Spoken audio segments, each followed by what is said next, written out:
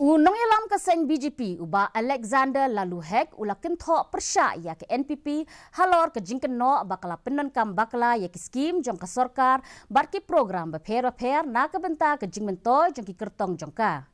Uni unong yalam ke BJP ula penpau ya ke jingsngau bitar persya iki nong yalam ke NPP kenthop ya menteri rangba ukwangrat ke sangma halor ke jingmang ya ke ambulance hapok ke Chief Minister Special Development Fund ya ke bala ple da mauhi lembat Kyrtong ke NPP uba Rocky Hek ha penthor umkra constituency.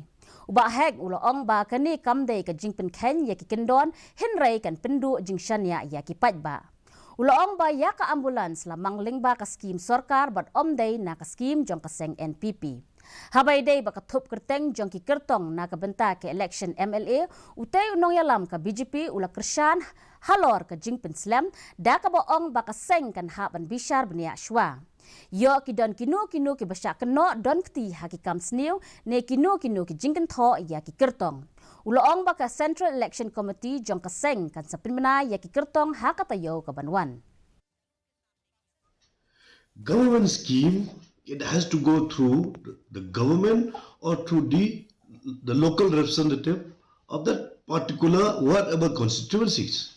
BJP, whenever they are doing, they are organized party. They don't take apparently any decisions.